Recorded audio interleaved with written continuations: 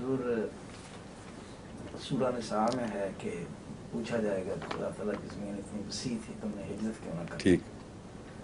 اور دوسری طرف دروازے بند ہو رہے ہیں. ٹھیک ہے. یہ جو پوچھا جائے گا یہ ان سے پوچھا جائے گا جو ہجرت سے پہلے کے ابتلا میں ناکام ہوئے.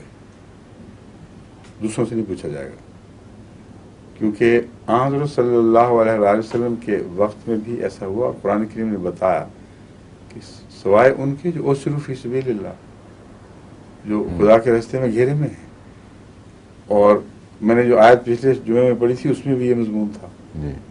تو اس لیے پوچھنا صرف ان کے لیے ہے جو ان تقاضوں کو جو صبر اور وفا کے ہیں اس ابتلا میں پورا نہ کر سکیں. اس وقت ہے کہ پھر تمہیں ہجرت کیوں نہ کی. اگر ہجرت نہ کر سکیں تو اسروا فی سبیل اللہ میں آئے گا.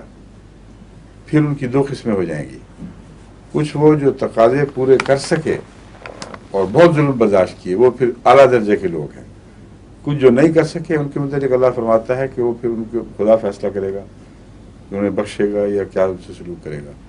کیونکہ ایک دوسری آیت میں اس مضمون کو یوں بیان فرمایا ہے کہ اگر کوئی شخص مطمئن بالایمان ہو اور دباؤ کے نتیجے میں آ کر وہ ایسا کلمہ کہنے پر مجبور ہو جائے جو اس کے دین کے خلاف ہے، تو ایسا شخص یا جو دل میں چھپاتا ہے مضمون کو اس کے متعلق اللہ فیصلہ فرمائے گا. یہ نہیں فرمایا کہ وہ جہنم میں جائے گا، نہ یہ فرمایا ہے کہ ضرور بخشا جائے گا. فرمایا اس کا فیصلہ خدا پر ہے.